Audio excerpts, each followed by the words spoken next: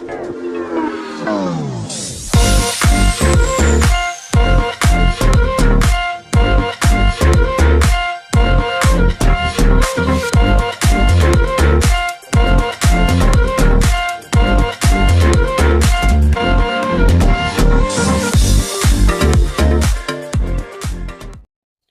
semua, selamat datang ke channel Fels Lifestyle.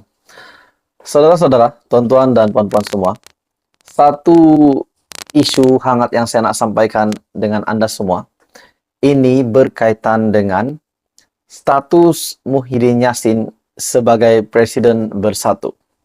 Mesti ramai yang telah mendengar kabar angin, mendengar komen dari Facebook, YouTube, Twitter, dan sebagainya platform media sosial. Ada yang komen, kita tidak boleh nafikan, mesti ada yang komen, Abah perlu letak jawatan lah. Dan ada juga yang membela, pertahankan jawatan Presiden Bersatu dan juga pengurusi Perikatan Nasional.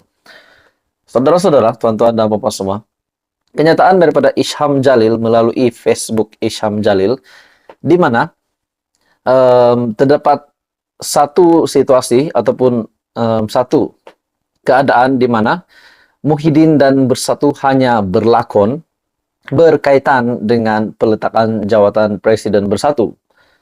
Menurut Isham Jalil, wayang Muhyiddin dan Bersatu memetik satu berita, AGM Bersatu 2022, Muhyiddin umum tidak letak jawatan Presiden.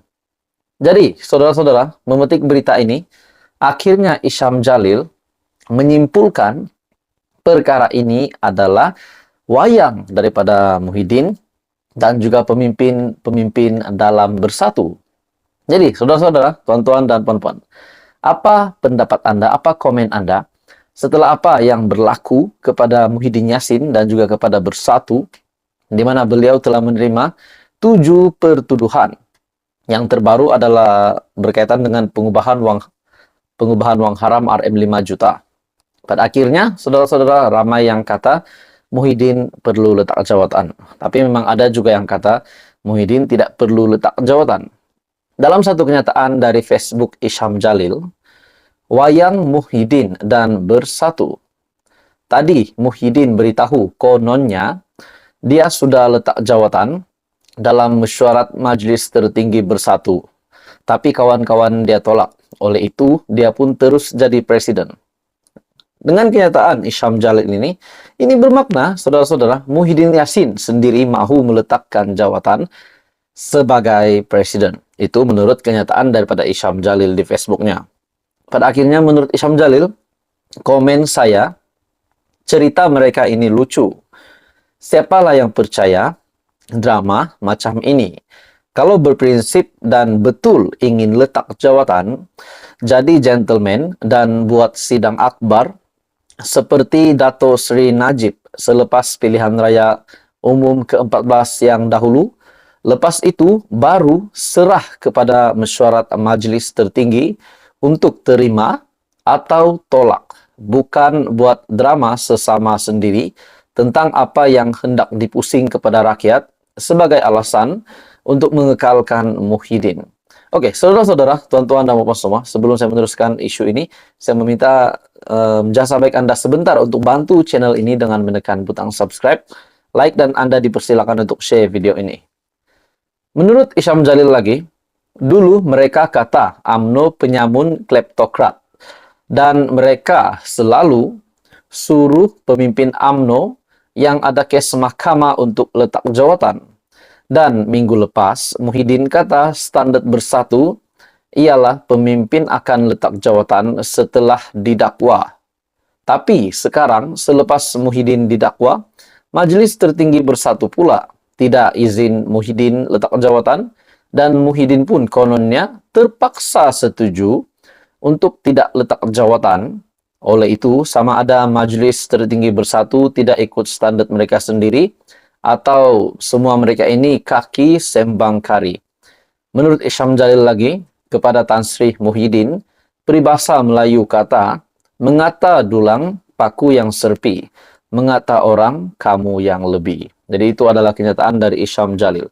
Saudara-saudara, tuan-tuan dan puan-puan, menurut Anda, adakah Anda setuju dengan kenyataan Isyam Jalil di mana beliau telah menyimpulkan dengan satu tajuk berita EJM Bersatu 2022, Muhyiddin umum tidak letak jawatan presiden. Dan di dalam kenyataan Isyam Jalil juga yang menunjukkan bahwa Muhyiddin Yassin mahu letak jawatan, namun terpaksa untuk setuju dengan keputusan mesyuarat Majelis Tertinggi Bersatu untuk masih mahu Muhyiddin Yassin menjadi presiden bersatu. Apa komen Anda?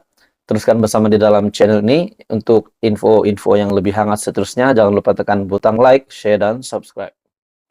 Salam sejahtera Malaysia, tuan-tuan dan puan. Setelah kita mendengar bahwa SPRM yang menangkap pegawai sendiri dan satu nama yang menjadi buruan SPRM, buruan penguat kuasa, yaitu Datuk Roy, di mana beliau juga dipercayai dalang utama kes rasuah Jana Wibawa. Akhirnya, saudara-saudara, satu berita baik hari ini daripada SPRM, di mana berkaitan dengan kes rasuah Jana Wibawa, Datuk Roy serah diri pada SPRM. Individu yang dikehendaki Suruhanjaya Pencegahan Rasuah Malaysia bagi membantu siasatan kes rasuah berkaitan program Jana Ekonomi Pemerkasaan Kontraktor Bumi Putra Berwibawa ataupun Jana Wibawa dilaporkan menyerahkan dirinya hari ini. Yaitu berita bertarik Mac 13 pada jam 11.36 malam. Menurut NST, Ketua Pesuruhjaya SPRM, Azam Baki berkata, individu itu Muhammad Hussein Muhammad Nasir yang berumur 54 tahun yang juga dikenali sebagai Datuk Roy terdahulu bernama melaporkan Suruhanjaya itu sedang mengesan seorang lelaki dan orang awam untuk memiliki maklumat berkaitan untuk tampil ke depan. Laporan itu juga menyatakan lelaki itu merupakan perancang utama dalam kes rasuah berkenaan. Dan setakat ini, 3 ahli politik telah didakwa berkaitan kes Jana Wibawa, yaitu bekas Perdana Menteri Muhyiddin Yassin yang juga pengerusi Perikatan Nasional dan Presiden Bersatu, bekas Ketua Penerangan Bersatu Wan Saiful Wanjan, dan Timbalan Ketua Bersatu Segambut Adam Radlan Adam Muhammad. Program Jana Wibawa yang dilancarkan pada tahun 2020 sebagai inisiatif untuk membantu kontraktor Bumi Putra yang terjejas akibat wabak COVID-19. Jadi, saudara-saudara, tuan-tuan dan puan-puan, akhirnya berkaitan dengan kes rasuah Jana Wibawa, di mana seorang individu, seorang lelaki yang dikehendaki, yang dikenali sebagai Datuk Roy, akhirnya yang dicari SPRM ini, beliau telah menyerahkan diri pada SPRM. Jadi ini satu berita baik untuk SPRM. Jadi individu yang dikehendaki SPRM bagi membantu siasatan kes rasuah berkaitan Jana Wibawa dilaporkan telah menyerahkan diri. Jadi saudara-saudara, tuan-tuan dan bapak semua, Datuk Roy juga yang dipercayai adalah dalang untuk kes rasuah Jana Wibawa ini, tuan-tuan dan bapak semua. Jadi menjadi bagi saya ini satu tangkapan yang paling mengejutkan. Akhirnya, tuan-tuan dan bapak semua, beliau yang dipercayai perancang utama dalam kes rasuah melibatkan siasatan kes berkenaan. Jadi akhirnya tertangkap juga Datuk Roy. Jadi saudara-saudara, tuan-tuan dan bapak semua, banyak sangat yang berlaku berkaitan dengan rasuah sejak Perdana Menteri Anwar Ibrahim, sejak Anwar Ibrahim menjadi Perdana Menteri. Dan yang terkini pula yang hangat diperkatakan berkaitan dengan dakwaan yang diterima Presiden Bersatu. Sebelum ini 6 dakwaan sahaja di mana melibatkan 4 salah guna kuasa rasuah yang bernilai RM232.5 juta dan juga berkaitan dengan 2 lagi tuduhan pengubahan wang haram sebanyak RM195 juta, dan yang terkini yaitu tuduhan ketujuh di mana terlibat dengan pendakwaan, maafkan saya, pengubahan uang haram RM 5 juta. Jadi kesemua ini dihadapi oleh Presiden Bersatu Muhyiddin Yassin.